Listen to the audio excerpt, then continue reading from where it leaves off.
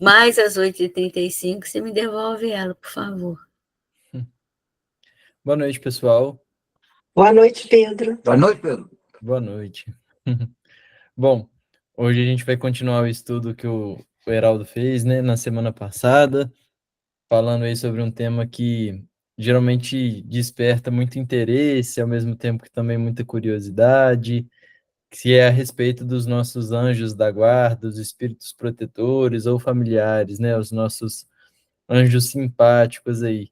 E talvez uma das maiores perguntas, né, que quando a gente começa a ter contato com a doutrina espírita e entende que tem guia e mentor, acho que uma das primeiras perguntas que a gente se faz é: quem que será que é meu guia e protetor? Qual que é o nome dele, né? Eu acho que dificilmente ninguém passou, não existe alguém que não deva ter passado por isso, né? A curiosidade ainda faz muito parte da nossa condição espiritual. Então, e são histórias que, assim, a gente acaba sempre escutando, né? Assim, de Joana com o Divaldo, de Emmanuel com Chico, de Camilo com Raul Teixeira, então, de Estevão com Paulo. Então, essas situações, né, elas acabam nos intrigando e, ao mesmo tempo, nos motivando também, né? Não só para conhecer a nossa própria história, mas também para nos esforçarmos para capturar essas mensagens, essas orientações. Haja visto que todos nós temos o nosso guia e mentor, todos nós temos um anjo tutelar que zela e assiste a cada um de nós na nossa programação reencarnatória, nos nossos programas a cumprirem essa encarnação. Então, todos nós aí temos um espírito simpático que nos dirige, nos inspira e nos governa, né? Aquela oração que é tão famosa na Igreja Católica, de Santo Anjo do Senhor, né? A gente vê muitas criancinhas rezando elas, né? Eu lembro que minha bisavó, que era super católica, tinha me dado um ursinho, que o ursinho mesmo rezava essa oração, ficava de mão postas, assim, e aí é bonito, porque a gente percebe que em diversas religiões esse tema se faz presente também.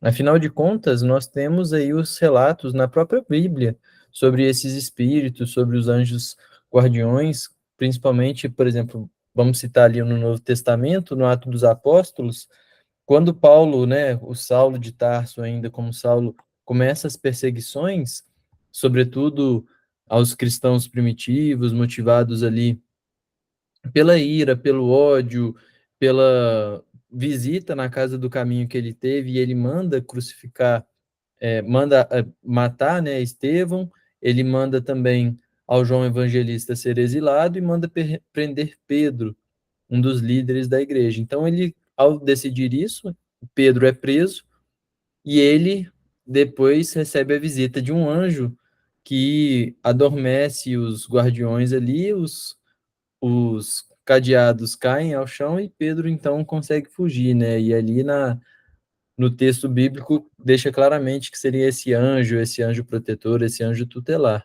Então, referências não nos falta, né? Então, esse assunto não é um assunto exclusivo da doutrina espírita, ele é um assunto que se faz presente aí por todo o cristianismo. Isso na Igreja Católica também surgiu muito com o Santo Agostinho, trabalhando esse assunto, então já vem amadurecendo e trazendo isso para nós há mais tempo. Acontece que Kardec, ele também, não vou falar que ele era curioso como a gente, porque não era, mas ele esmiuça tudo com muito afinco, com muito detalhe. Então a gente vai continuar aqui na questão 501, que foi de onde a gente parou, para poder entender melhor a nossa relação com esses guias e mentores, como que temos esses contatos, enfim. Então deixa eu só acertar aqui para a gente conseguir ler direitinho e não atrapalhar. Bom, vamos lá. Questão 501. Por que é oculta a ação dos espíritos sobre a nossa existência? E por que, quando nos protegem, não o fazem de modo ostensivo? Então, assim, na maioria das vezes a gente não percebe as ações dos bons espíritos sobre a nossa vida. E geralmente, quando eles fazem essas ações também, não fazem de maneira ostensiva, ou seja, não fazem de maneira que demonstrem esse auxílio, essa ajuda ou essa assistência que eles nos dão. E Kardec quer saber por que se dá desse modo. Por que nós muitas vezes não temos ciência ou não percebemos essa ação, essas orientações dos espíritos. E aí eles esclarecem: se vos fosse dado contar sempre com a ação deles, não obraríeis por vós mesmos e o vosso espírito não progrediria. Então a gente pode fazer uma analogia, uma comparação com a criação, né, com os pais e os filhos. Se toda hora que um filho precisar de alguma coisa, ele for pedir ao pai, for pedir à mãe, e o pai ou a mãe der tudo a ele de mão beijada, o filho ele se acomoda. O filho, ele sabe que basta ele pedir, que ele não vai ter nenhuma recusa, não vai ter que fazer nenhum esforço, e basta pedir que ele receberá. Conosco seria a mesma coisa, porque a gente percebe que a preguiça é um dos grandes impeditivos a nos alcançar ao progresso.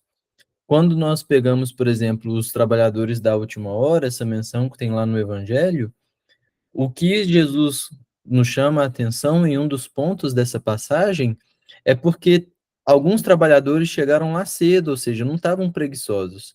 Chegaram lá cedo, e já foram recrutados para o trabalho. Outros chegaram cedo e até o meio-dia não haviam sido recrutados, quando então chamam o trabalho. E outros que, faltando uma hora para poder aparecer qualquer oportunidade para eles voltarem para casa, eles ainda estavam lá persistentes, firmes, esperando a oportunidade de trabalho, quando então a oportunidade de trabalho aparece. Ou seja, quem passaria ali 5 horas do seu dia, né, vamos colocar numa carga horária de 8 horas diária, ficaria 7 horas ali lutando, batalhando para conseguir uma oportunidade, ao invés de, poxa, deu meio-dia, eu não consegui nada, eu vou voltar para casa porque hoje não vai render. Então, é um convite a combate da preguiça, né? A perseverança. E aqui, conosco, é a mesma situação. Porque se a gente sempre esperasse tudo de mão beijada dos nossos guias e mentores, a gente não progrediria. E aí eles esclarecem: para que este possa adiantar-se, precisa de experiência, adquirindo-a frequentemente à sua custa. É necessário que exercite as suas forças, sem o que seria como a criança a quem não consentem que ande sozinha. A ação dos espíritos que vos querem bem é sempre regulada de maneira que não vos tolha o livre-arbítrio, porquanto se não tivesseis responsabilidade, não avançaríeis na senda que vos há de conduzir a Deus. Não vendo quem o ampara, o homem se confia às suas próprias forças.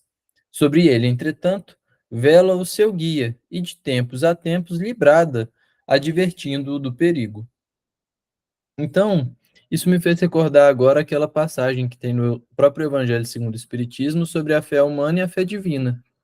Então, lá o Kardec deixa bem claro que nós que estamos encarnados precisamos ter fé em nós mesmos. Precisamos acreditar também em nós mesmos, confiar em nós mesmos e nos esforçarmos naquilo que nós temos como convicção, como crença, como valores da nossa vida. E, ao mesmo tempo, confiar na sabedoria divina, confiar no auxílio e na proteção de Deus.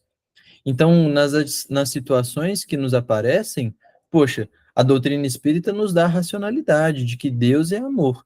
E ele vai estar sempre conosco, nos oferecendo o melhor. Se aquela experiência que nos aparece possa ser desafiadora para nós, tudo bem, vamos lidar com isso. E eu vou adiante, eu vou fazer tudo o que me é possível. E nesse movimento de fazer o que me é possível, ao mesmo tempo em que eu concentro dentro de mim essa fé na imortalidade da alma, essa fé no meu guia e protetor, eu consigo me lançar, eu consigo sair da inércia, eu consigo avançar nisso, ao mesmo tempo em que ele vai estar por trás ali, me amparando e me sustentando e me intuindo no proceder.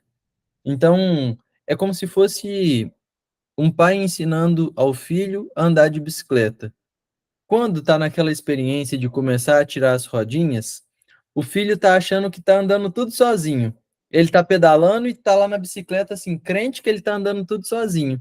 E às vezes o pai vai ficar lá atrás, correndo atrás da bicicleta, segurando atrás do banco, sem que a criança note, só para dar uma confiança, dar um equilíbrio ali, pouquinho que a criança precisa, para ela de fato caminhar sozinho e conseguir andar aí na bicicleta sem a rodinha. Com os nossos guias e mentores é a mesma coisa. É como se a gente estivesse já andando sem rodinha e tá crente que nós estamos pedalando sem auxílio nenhum. Mas os nossos guias e mentores estão lá por detrás, nos dando os toques, nos dando as orientações, aproveitando dos nossos momentos também durante o sono físico, para que nós possamos ter essas reuniões com eles e nos orientarem. Mas o que nos importa é não ficar estagnado, não ficarmos indiferentes às situações que nos apareçam. É preciso decidir, é preciso agir, é preciso se movimentar. Por isso que ele coloca, precisa de experiência, é preciso usar o nosso livre-arbítrio, porque, na verdade, tudo que nos aparece, fruto de nossas escolhas, será um resultado. Se eu preciso lidar com tal desafio e eu tomei uma atitude e eu percebi que aquilo não gerou frutos positivos, tudo bem, é um resultado. Foi ruim, então agora eu vou fazer diferente. Agora eu vou mudar a estratégia, eu vou tentar de uma outra forma. E assim eu vou seguindo. Então o que eles nos convidam sempre é decidir, e baseado também nas orientações que eles sempre nos dão. Então é esse o convite aqui nessa questão 501, e por isso que muitas vezes nós não percebemos a ajuda, vamos dizer assim, de maneira ostensiva, apesar dele estar sempre por detrás nos orientando. 502. O espírito protetor que consegue trazer ao bom caminho o seu protegido lucra algum bem para si? Então, isso é fácil nós percebermos também, porque ao longo das nossas reencarnações, vamos analisar nós mesmos, né? Nem vamos lançar olhos às outras pessoas. Mas é certo que durante as nossas reencarnações, em alguma delas a gente falhou, em alguma delas a gente se equivocou, a gente foi para o mau caminho, a gente foi pela porta larga. Isso é certo. Isso é um fato constatado em todas as nossas vidas. Mas, hoje, nós já procuramos acertar. Embora não conseguimos lograr êxito em todas as nossas tentativas, o que vale é nosso esforço, é a nossa tentativa. Então, por mais que às vezes a gente se equivoque, a gente se esforça para poder acertar.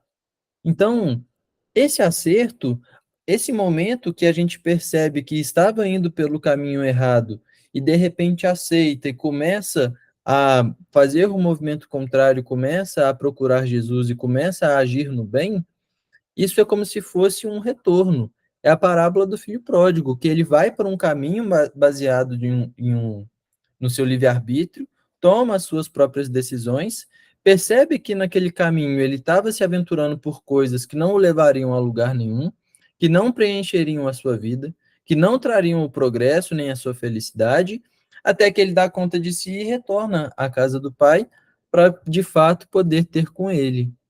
Então, isso é o que acontece conosco, que aconteceu em algum instante, com os nossos guias e mentores nos auxiliando.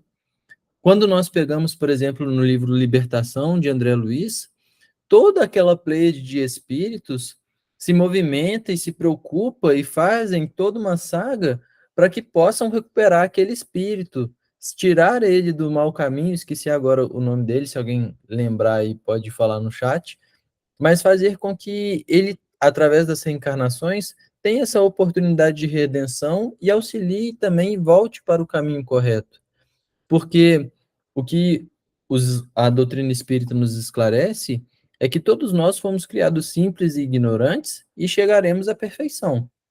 Então, nesse meio tempo, nesse caminho, alguns podem demorar mais ou menos para atingir a perfeição, baseado nas escolhas que faz durante esse caminho. Quanto mais escolhas equivocadas nós realizamos, mais nós precisaremos arrepender, respiar e reparar. Ou seja, quanto mais a gente acerta nas nossas escolhas, nas nossas intenções, mais fácil e mais rápido nós chegaremos a essa perfeição. Então, o que o Kardec quer saber é que quando o espírito protetor age em ação do seu protegido para que ele possa regressar, retornar ao bom caminho, voltar para o caminho orientador pelas leis divinas, se ele, o guia e mentor, o espírito protetor, adquire para si algum bem. E aí eles esclarecem. constitui isso um mérito que lhe é levado em conta, seja para o seu progresso, seja para a sua felicidade. Sente-se ditoso quando vê bem-sucedidos os seus esforços, o que representa para ele um triunfo, como triunfo é para um preceptor os bons êxitos do seu educando. É responsável pelo mau resultado de seus esforços? Não, pois que o fez que de si dependia. Então aqui tem duas questões muito bonitas, né? A gente se recorda daquela frase do Emmanuel, né? Voltarás por amor. Então, não importa que nós atingiremos a perfeição, atingiremos a felicidade. Se nós estivermos lá sozinho, a gente não vai ficar completamente feliz, porque a verdadeira felicidade da vida é compartilhar. A verdadeira felicidade da vida é estar juntos. De que vale, por exemplo, nós termos ali uma ótima comida, uma mansão, um palácio maravilhoso, se a gente viver ali junto? Então, a gente quer estar próximo, a gente quer criar esses laços, quer manter esses laços juntos. E na nossa pequenez, quando a gente consegue orientar alguma pessoa que nos procura, seja para aprender alguma coisa que a gente saiba ensinar, seja até mesmo em relação à doutrina espírita, ou qualquer coisa que a pessoa encontre em nós uma solução ou um caminho, e aí a pessoa faz aquilo que a gente orientou, né, seja no trabalho, seja na doutrina espírita, seja no que for, e a pessoa fica satisfeita com aquilo, aquilo gera uma felicidade para a gente. A gente sente feliz com a felicidade do outro.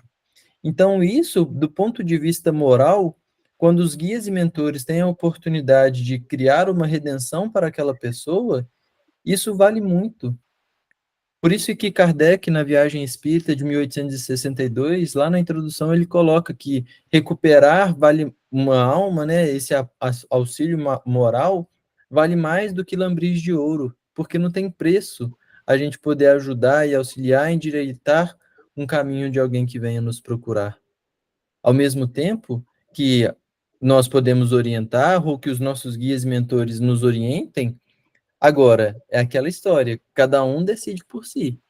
Eu posso orientar, falar, dar as instruções de acordo com o meu discernimento, com o meu conhecimento, mas em última instância, quem decide é a pessoa. É ela que tem o seu próprio livre-arbítrio. Então a gente fica feliz quando o outro aceita o convite e consegue de fato se encontrar ali. Mas se o outro vai pelo mau resultado, não aceita as orientações dos guias e mentores e acaba se equivocando e tendo ali dores maiores, a culpa não é do guia e mentor. Ele fez o seu papel. Quem vai colher os resultados é o próprio espírito que teve aquelas decisões, né? Alguém quer comentar alguma coisa, pessoal, sobre essas duas questões? Eliane, quer comentar alguma coisa? Que eu acho que você estava com o microfone ligado, não sei se você quer falar alguma coisa. Não, não. Não? Ah, então tá bom. Show de bola. Então a gente percebe que esses esforços, né? Cada um é herdeiro de si mesmo. Nós teremos essas orientações, mas nós seremos herdeiros de nós mesmos. E o que é importante salientar também é que não importa o que ficou para trás, porque a misericórdia divina ela sempre vai atuar. Deus é amor, é justiça, mas também é misericórdia. Então as oportunidades virão, com certeza, mas ninguém pode fugir da lei. Então a lei ela está ali também para poder nos direcionar e incutir ao progresso.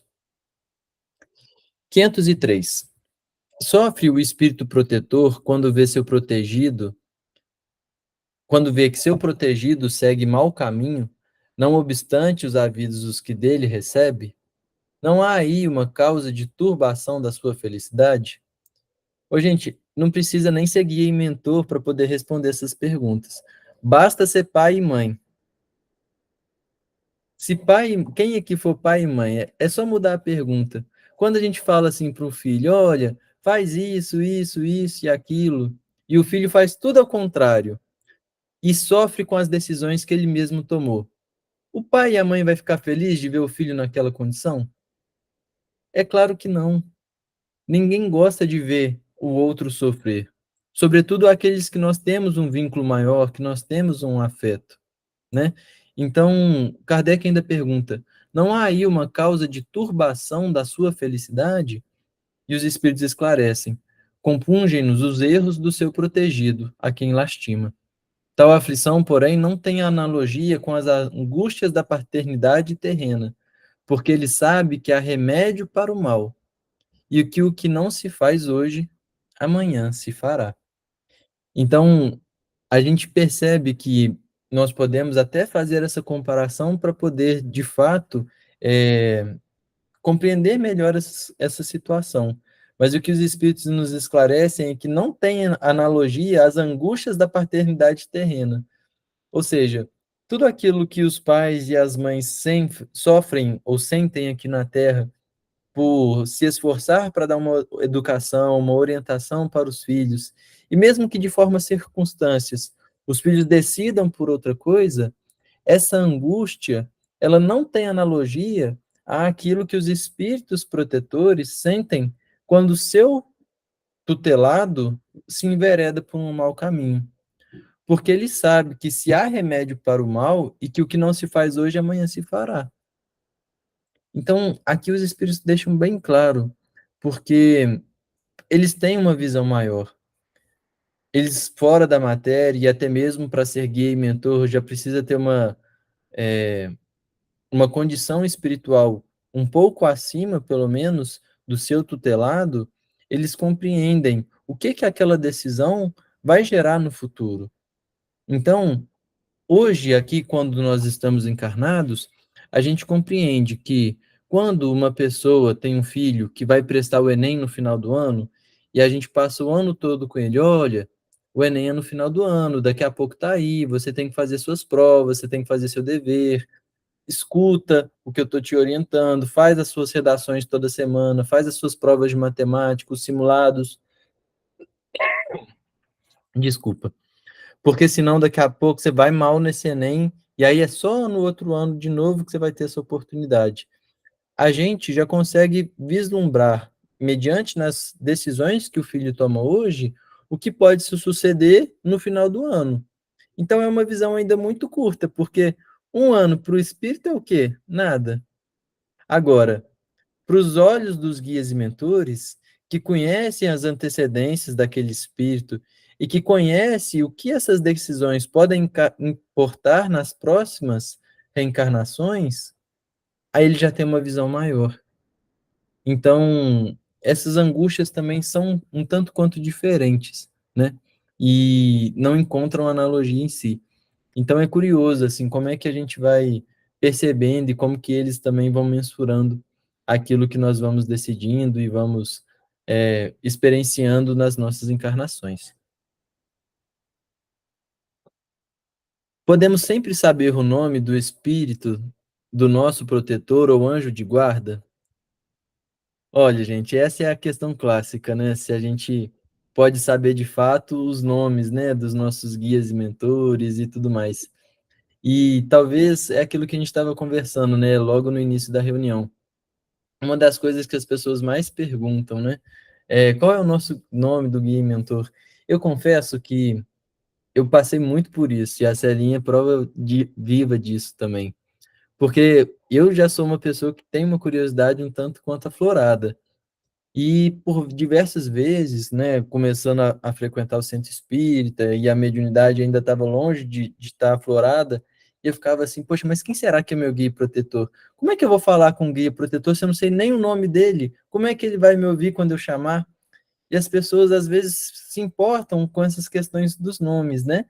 E, e aí Kardec, ele sabendo disso, né, sabendo dessa angústia ou até mesmo dessa curiosidade que nos é patente, ele pergunta, poxa, será que a gente pode saber o nome do nosso protetor, do nosso anjo de guarda? E aí eles respondem, como quereis saber nomes para vós inexistentes? Supondes que espíritos só há os que conheceis? Então, a gente, nessa primeira parte, se pergunta assim, poxa, a gente nem conhece os nomes direito que existem no português. E se o nosso guia e mentor, sei lá, for um chinês? Eu fico vendo esses nomes ali no que está tendo aí nas Olimpíadas. Tem uns nomes lá de uns países esquisitos que parece que apertou um monte de tecla no teclado, tudo diferente, que não dá nem para pronunciar o nome daquilo. E se o nome do nosso guia e mentor foi isso? Que se a gente tiver vivido nesses países todos diferentes aí, e o nome que eles mais gostam forem esses? A gente nem sabe pronunciar. E um outro detalhe, nós acreditamos que recordamos de todos os espíritos que nos são caros, e não são.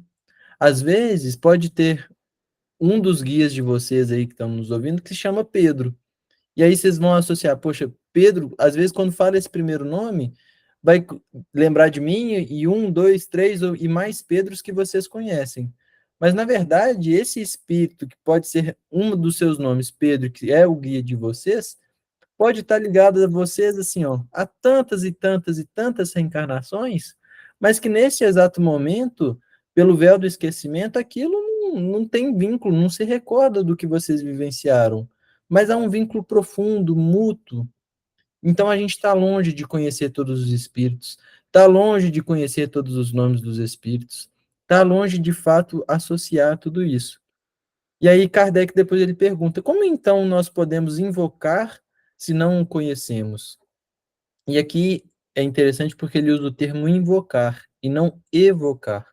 Então, quando ele tem essa distinção, é porque invocar é pelo pensamento, é pela prece, é com o intuito de entrar em comunicação pelo pensamento, e não com o intuito de evocar, quando nós, através da mediunidade, evocamos o espírito para que ele nos dê uma comunicação, vamos dizer assim, através de uma psicofonia, por exemplo. Então, invocar é entrar em contato pelo pensamento. Ou seja, é quando nós, antes de dormirmos, fazemos a nossa oração para o nosso guia e mentor e estamos o invocando, ou seja, estamos ligando o nosso pensamento ao pensamento dele. E aí ele fala assim, poxa, então como é que a gente pode invocar se a gente não conhece muitas vezes ou se não recorda desses espíritos? E aí ele diz, dá-lhe o nome que quiserdes, o de espírito superior que vos inspire simpatia ou veneração.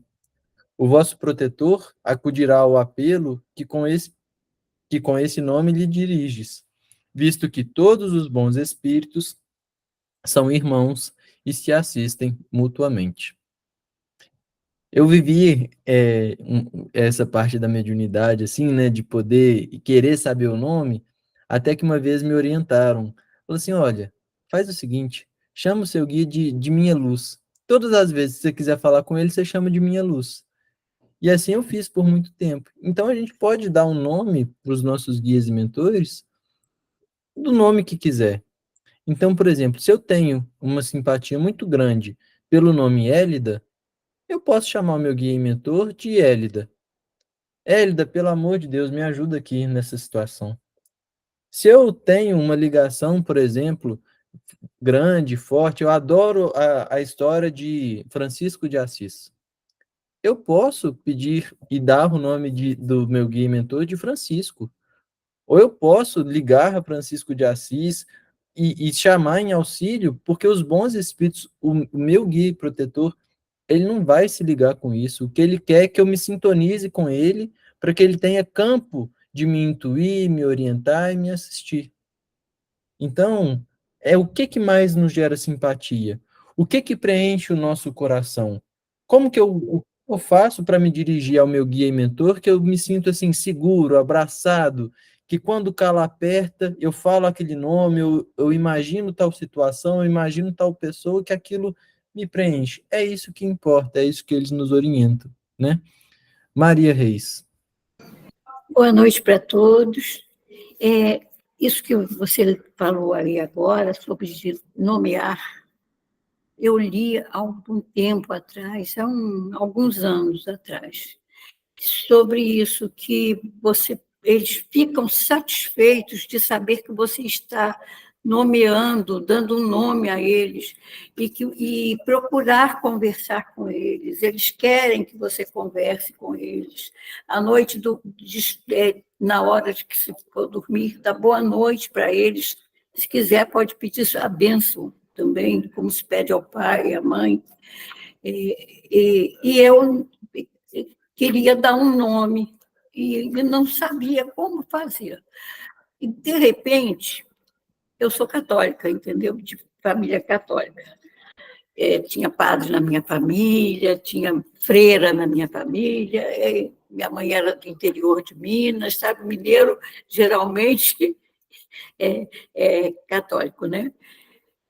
Mas isso não impediu. Minha mãe também não tinha, quando a gente cresceu, não tinha problema nenhum que se fosse em outra igreja, até porque teve um papa que queria fazer o concílio ecumênico, que era um só rebanho e um só pastor, reunir todas as religiões, né? Bom, mas aí eu fiquei pensando nisso. Eu colaborava muito com uns pedidos que vinham, era para pessoas que socorriam cachorrinhos que estavam na rua, era para a Igreja Católica, era para a Igreja Protestante, era para o Espírita, o Centro Espírita, que tinha o seu. Eu colaborava com tudo isso. E um dia eu comecei a pensar assim, chegou para mim um pedido com o nome de São Miguel Arcanjo. Então, era a entidade que seria tinha o nome de São Miguel Arcanjo. Tá bom. Aí depois eu comecei a ver que tinha uma Nossa Senhora, acho que é do Perpétuo Socorro. De um lado tem um anjinho, ela assim com Jesus no colo, de um lado tem eles em miniatura, né? Aqui o Rafael, aqui o Gabriel, e não tinha o Miguel. Aí eu fui no computador, peguei aqueles figuras de anjinhos daquele tamanho, para ficar igual, né?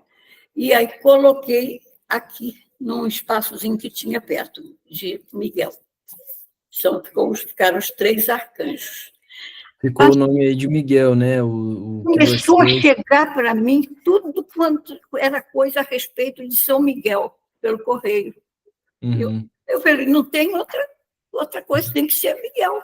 Mesmo que não seja, vai ser Miguel o nome que eu vou dar. E dei e ficou Miguel. Para mim ficou.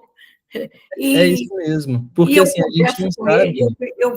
A oração do anjo da guarda, Santo anjo do Senhor, meu zeloso guardador, eu faço essa oração que minha mãe me ensinou desde criança.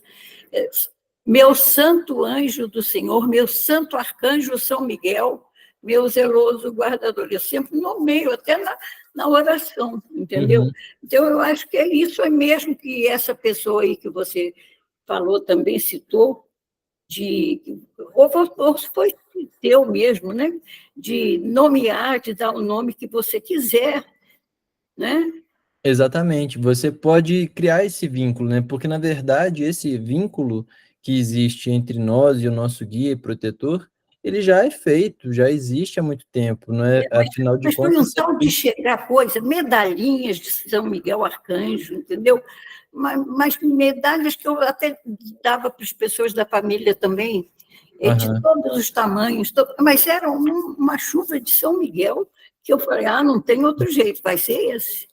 Sim, não, muito legal, assim, o que importa também, assim, o que eles deixam claro, e aí a gente precisa sempre trazer para a doutrina espírita, porque a gente pode ter admiração por esses santos da igreja, né, pelas pessoas lá que vieram, por exemplo, do budismo, do Oriente Médio, enfim, o que a gente sempre precisa trazer quando a gente faz essa adaptação para a doutrina espírita é que aqui nós não temos rituais, não temos nada nesse sentido. Então, poxa, eu posso ter ali uma medalha de São Miguel porque eu gosto? Posso, mas isso dentro da doutrina espírita a gente percebe que esse culto à imagem, essas coisas assim, não tem nada, mas é o meu pensamento ao Miguel, né? É o meu vínculo de nomear o meu guia e mentor como Miguel. Então, isso tá tudo certo e isso preenche a gente, né? Fica mais gostoso de fazer a nossa oração, igual você falou, eu adapto a oração do Santo Anjo para o nome dele. Então, isso é um convite que todos nós devemos fazer, né? Para hoje aí à noite, a hora que a gente for fazer a nossa oração, já fazer adaptada com o nosso guia e mentor, o nome que a gente definir, né? Bom, Obrigada. muito bom. Obrigado, Maria Reis. 505. Os protetores que dão nomes conhecidos sempre são realmente os espíritos da personalidade que tiveram estes nomes. Então, assim, muitas vezes é igual, por exemplo, vamos pegar agora uma outra corrente, né, dos pretos velhos ali. Poxa, pretos velhos, quantos pretos velhos? Aquilo é uma falange, né? São espíritos que se apresentam daquilo ali e que podem ter podem ter o mesmo nome, mas serem várias personalidades ou diversos espíritos diferentes, enfim. Então, o que eles esclarecem é isso, que esses nomes, né, nomes que são conhecidos, se refletem de fato àquela personalidade. Então, por exemplo, às vezes um espírito vai falar assim, eu sou o Miguel, e pode até ter uma referência muito grande, uma devoção, e ser da falange de São Miguel Arcanjo. Mas quando ele falar, eu sou Miguel de Arcanjo, não significa de fato que seja Miguel de Arcanjo, né? Pode ser ali ligado a ele, então não significa que seja aquela personalidade. Então, o que os espíritos esclarecem é, muitas vezes, os que os dão são espíritos simpáticos aos que tais nomes usaram na terra, e amando destes, respondem ao vosso chamado. Então, é igual quando a mãe manda o filho fazer uma coisa ali. Ó, vai lá e fala com a fulana de tal, a nossa vizinha, que eu tô pedindo um ovo para fazer o bolo, que acabou meu ovo aqui de casa. Aí a criança vai lá, toca na vizinha e fala assim, ó, me dá um ovo aí, mas quem que tá pedindo um ovo? Não, é minha mãe. Tô aqui representando a minha mãe. E aí ela vai e dá o ovo para a criança volta. Então, os nossos guias e mentores, né, estou usando aí o caso do Miguel de Arcanjo, que a Maria Reis falou, se ela tiver, por exemplo, uma comunicação amanhã, uma psicografia, falando que o guia dela e mentor chama Miguel de Arcanjo, não significa que seja aquele São Miguel, que seja de fato o santo e tudo mais, mas pode ser um espírito muito, de fato, ligado a Miguel de Arcanjo, e que seja ali simpático, seja da sua falange, e que auxilie ali, que esteja ali, vamos dizer assim, na mesma egrégora, né? Então, existe essa correspondência. E aí eles continuam nos esclarecendo: fazeis questões de nomes. Eles tomam um que vos inspire confiança. Então, olha que bonito isso. Então, eles escolhem um que nos inspire em confiança, ou seja, que aumente a nossa fé, que aumente a nossa crença.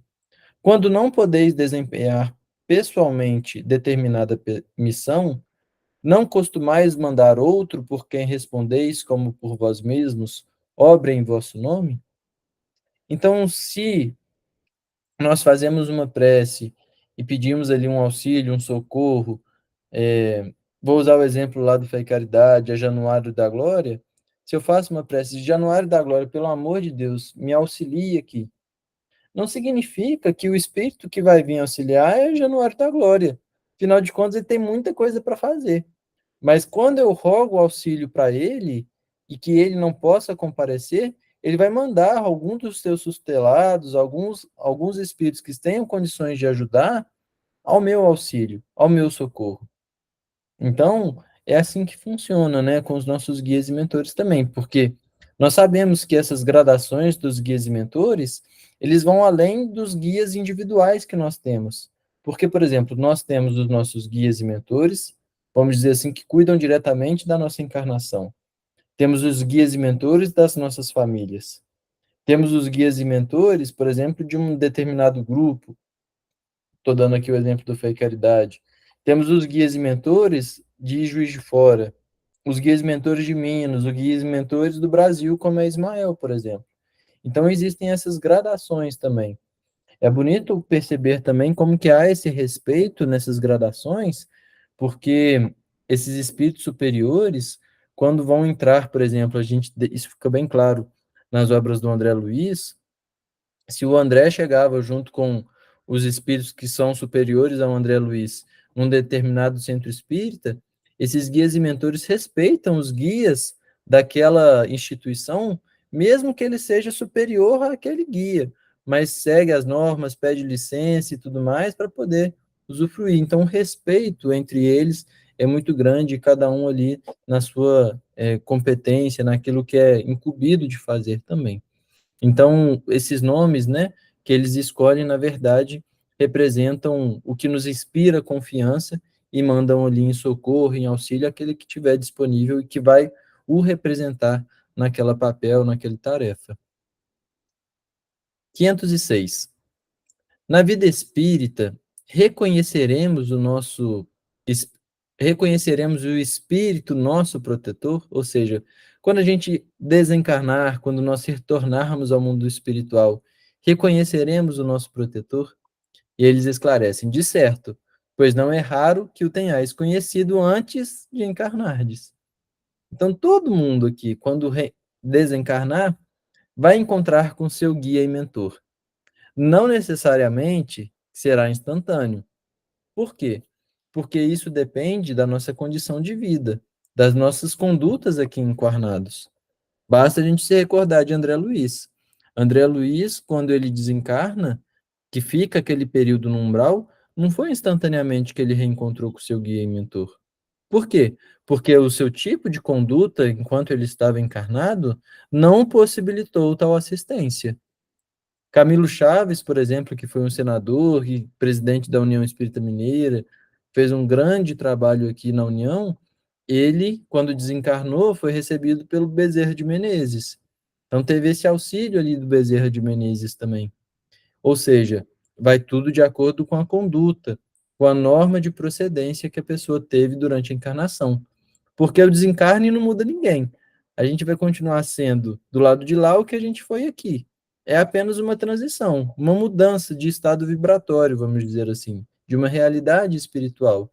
Então, se durante toda a minha vida eu propus fazer o bem, me esforcei para tal, vivenciei o evangelho e me habituei a conversar com meu guia e mentor, a fazer minhas preces, a estar em constante sintonia com ele, quando eu desencarnar, não terei muita dificuldade em ter essa sintonia, em entrar em contato com ele, para que a gente possa, de fato, reencontrar assim que retornar ao mundo espiritual. Edu ou Claudinha? Ei, Pedro, sou eu, boa noite. Boa noite. Então, na verdade, é com relação a durante o sono físico, né? A gente também pode ter esses reencontros, os trabalhos que a gente tenha por opção, por desejo, por vontade de realizar, né? Isso acontece, né? Uhum. Sim, com certeza. Boa Então, noite a todos. com certeza, durante o sono físico é o momento no qual a nossa alma se emancipa, ou seja, em que nós continuamos ligados ao corpo físico, né, até pelo aquele fio prateado, mas o nosso corpo, nosso espírito, na verdade, ele se emancipa do nosso corpo físico e consegue ter contatos aí com os nossos guias e mentores, até mesmo realizar trabalhos com eles ou com a casa espírita, por exemplo, que nós nos vinculamos.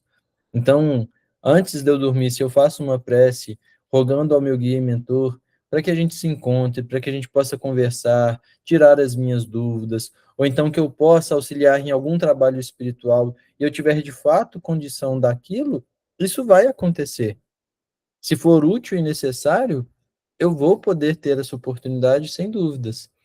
Basta a gente se recordar quantas vezes nós fomos dormir com uma situação em que a gente não sabia como solucionar, ou como proceder, ou como resolver aquele problema, e quando a gente acorda com uma ideia, poxa, e se eu fizer tal coisa?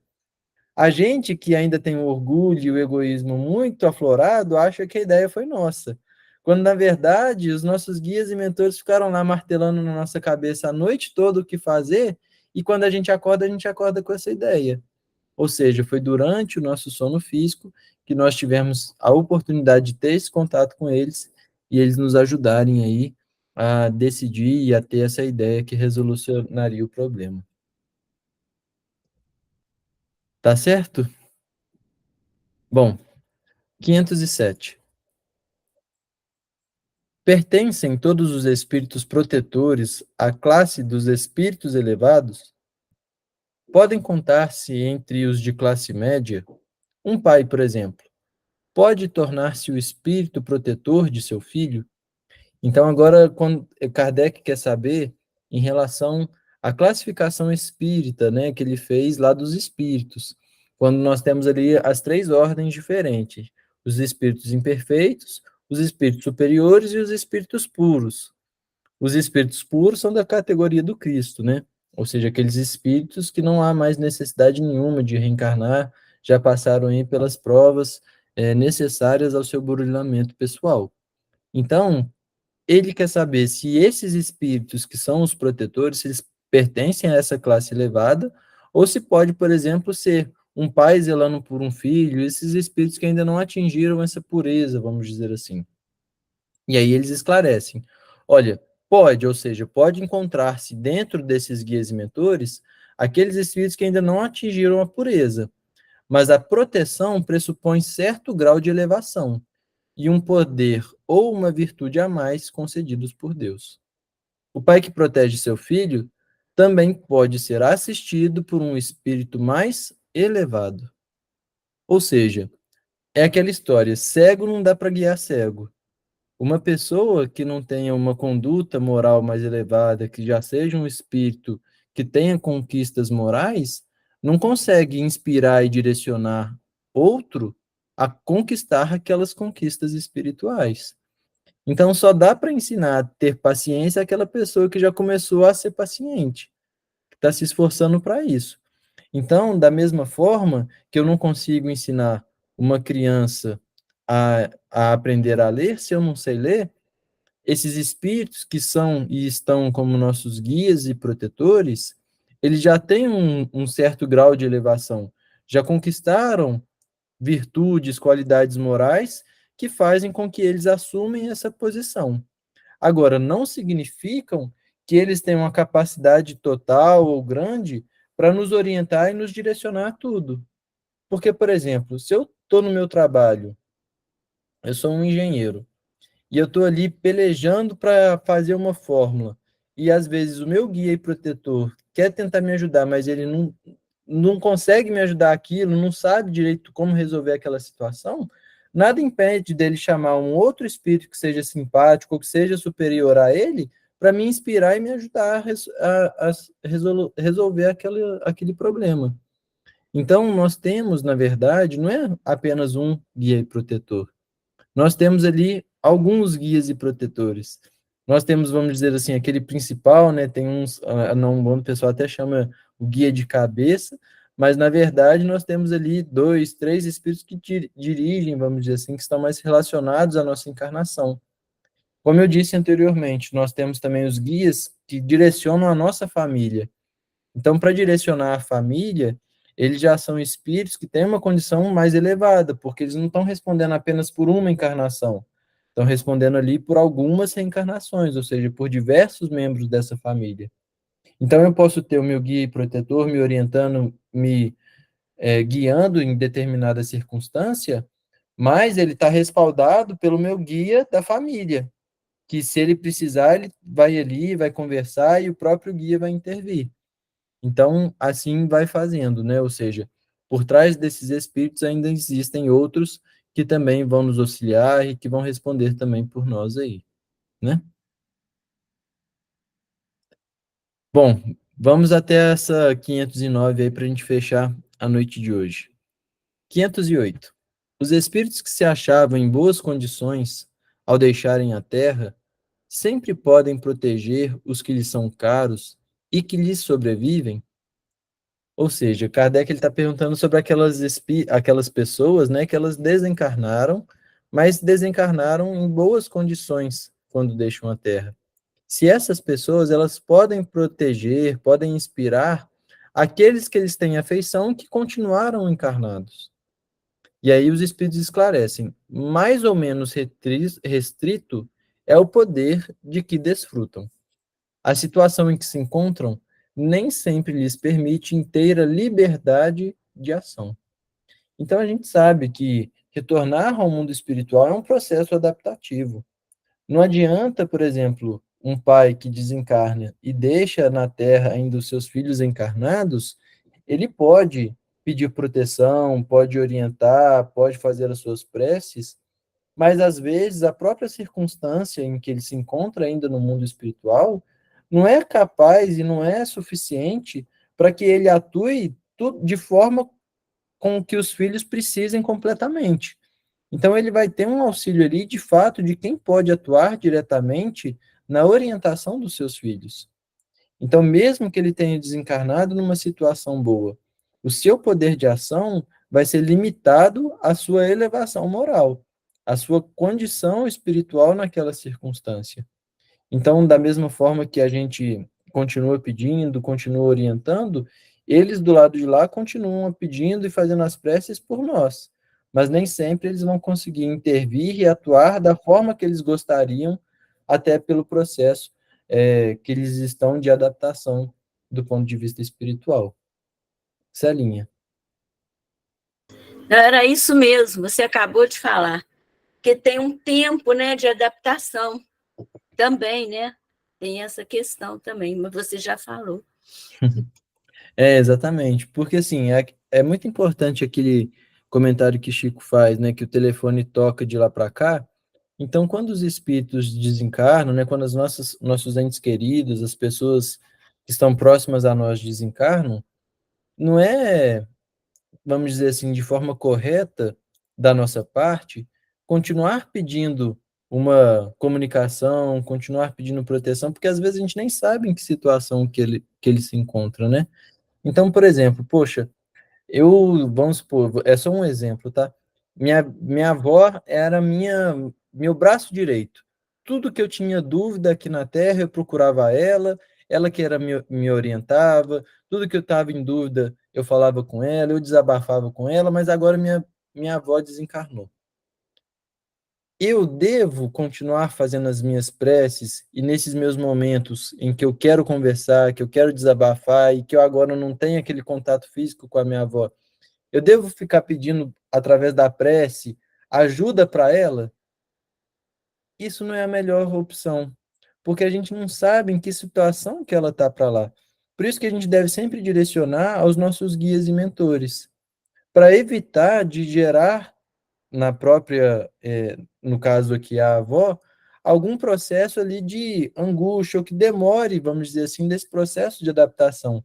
Porque se for um espírito superior e que desencarnou numa boa condição, daqui a pouco a avó vai estar lá, de fato, atuando e ajudando da mesma forma que fazia aqui na Terra. Mas se tipo, ela estiver passando por um processo de adaptação maior, mais demorado, mais complicado, isso acaba interferindo. É óbvio que isso tudo é dosado pelos nossos guias e mentores, tem toda uma série de circunstâncias ali. Mas o que nós devemos sempre canalizar é o que já eles nos orientaram nas questões anteriores. Todos os nossos processos de dúvidas, angústias, de querer um conselho, direciona sempre para o guia e mentor. Dá o nome que quiser, mas pede para ele essa orientação, que aí evita, vamos dizer assim, dar trabalho a mais para os guias e mentores para resolver todas essas circunstâncias, né? Bom, e para a gente fechar a noite de hoje, 509. Quando em estado de selvageria ou de inferioridade moral, têm os homens igualmente seus espíritos protetores? E assim sendo, esses espíritos são de ordem tão elevada quanto a dos espíritos protetores de homens muito adiantados? Olha só, né, essa questionamento de Kardec. Então, poxa, a gente sabe que tem pessoas encarnadas e que são completamente, do ponto de vista selvagem, que ele diz, completamente assim, com valores completamente deturpados, com vingança, com desejo de assassinato, que só fazem o mal para outras pessoas. A gente encontra isso ainda no mundo de provas e expiações. Enquanto temos outros espíritos que estão encarnados, que são aqueles como Gandhi, como Chico, pessoas assim extraordinárias e que são de fato missionários, né? E ele quer saber se a respeito desses guias e mentores, para aquela pessoa que, vamos dizer assim, só está se enveredando pelo caminho equivocado, e aquele outro que está tentando fazer a coisa certa e que de fato auxilia no trabalho do bem, se eles dois têm guias e mentores, e qual é a condição espiritual dos guias e mentores de cada um. Então, eles vão esclarecer. Todo homem tem um espírito que por ele vela, mas as missões são relativas ao fim que fizam. Então, esse já é o primeiro ponto. E curioso porque são raros esses momentos que os espíritos usam os termos todo, sempre, nunca, ou seja, todo mundo que a gente vê, que seja encarnado, a gente sabe que tem um guia e protetor. Tem um espírito responsável por aquela encarnação. Agora, as missões são relativas aos fins que visam. Ou seja, a gente vai confiar uma missão maior àquela pessoa que tem a maior capacidade. Então, não tem aquela passagem bíblica que diz ser fiel no pouco para ser fiel no muito? Se eu tenho um espírito que vai reencarnar e que tem uma missão grande que impacta a vida de muitas pessoas, eu não posso colocar ali um espírito que não seja correspondente à missão que aquela pessoa vai fazer. Então, ele esclarece para nós: não dais a uma criança que está aprendendo a ler um professor de filosofia. O progresso do espírito familiar guarda relação com o do espírito protegido. Tendo um espírito que vela por vós, podei tornar-vos, a vosso turno, o protetor de outro que vos seja inferior e os progressos que este realize, com o auxílio que lhe dispensardes, contribuirão para o vosso adiantamento. Deus não exige do espírito mais do que comportem a sua natureza e o grau de elevação a que já chegou. Ou seja, cada um de nós tem um guia e mentor, um anjo da guarda, correspondente, do ponto de vista moral, àquilo que ele vai ter que desempenhar conosco. Então, se dentro, vamos dizer assim, da nossa programação estiver uma missão muito grande, um trabalho grande, um trabalho de redenção, porque às vezes a gente acha que, assim, as grandes missões são aquelas missões que tem que ser como Chico, Divaldo, nada disso. Às vezes, um grande trabalho difícil para um espírito é passar por uma encarnação todinha sem se suicidar. Vide, por exemplo, Ivone do Amaral Pereira. Quantas encarnações ela estava ali lutando contra o suicídio. Então, era uma missão grande e importante enquanto ela é espírito, para vencer aquilo ali. Então, nós podemos, portanto, daqui a pouco, nos tornarmos guias e mentores de outros espíritos que estão em uma condição, vamos dizer assim, inferior à que nós nos encontramos hoje. Porque da mesma forma que hoje nós somos capazes de ensinar uma criança a ler, a escrever, porque já dominamos isso de forma prática, de forma coerente, coesa, e conseguimos replicar esse conhecimento, daqui a pouco nós saberemos também orientar uma pessoa na sua encarnação, no modo de fazer, como ela deve tolerar. Então, é aquela história, nós não vamos nos tornar guias e mentores sendo guia e mentor do Chico e do Emmanuel. A gente vai começar o trabalho de guia e mentor sendo guia e mentor daquelas pessoas que estão começando agora os seus processos reencarnatórios. E assim é com todo mundo, porque é um aprendizado também, né? Ser guia e mentor. Um aprendizado e uma responsabilidade muito grande, né? Bom, Celinha, então é isso para a noite de hoje. Vamos aí até a 509. Obrigado aí, Chegamos na Cacau. metade, Verdade. exatamente na metade do Livro dos Espíritos.